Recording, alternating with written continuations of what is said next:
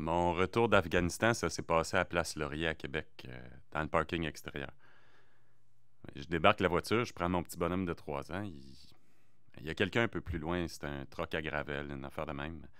Puis le panneau a fermé, il a claqué. Je me suis ramassé, le petit en dessous de moi, presque en dessous du char. C'était un réflexe. Ma femme puis ma fille étaient là, en avant le char. Qu'est-ce que tu fais là? Non. Moi, je suis style à pas parler de ça. J'aime pas parler de ça. Même à ma famille. Mes frères ont essayé de me poser des questions là-dessus. Comment c'était, as-tu tué du monde, tu sais, des choses de même. Je veux pas parler de ça. Ils ont pas besoin de savoir ça. Ça donnerait quoi, ça? J'étais allé en Afghanistan comme tout le monde.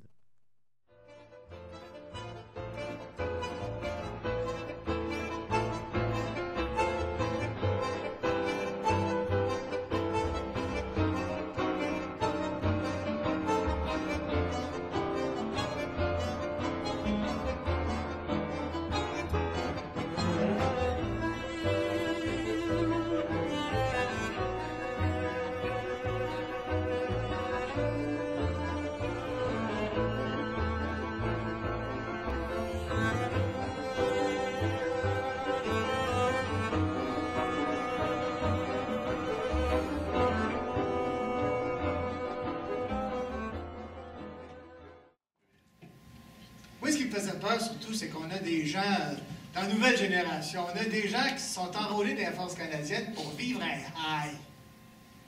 Puis ces gens-là ont fait un travail extraordinaire.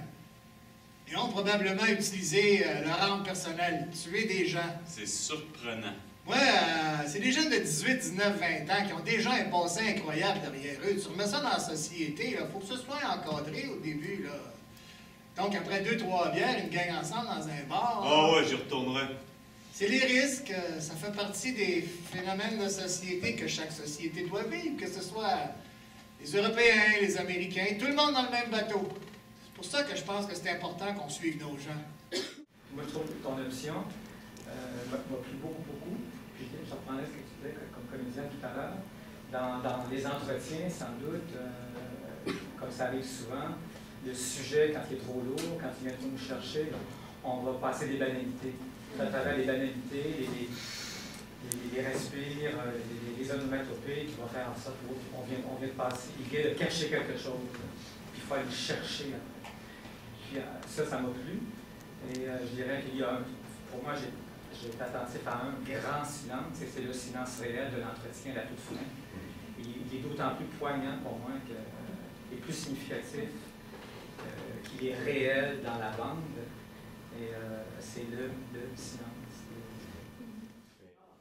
Je pense que le texte a été super bien rendu de façon le plus naturaliste possible par les comédiens, puis que la théâtralité se passait vraiment dans l'espace et dans le corps.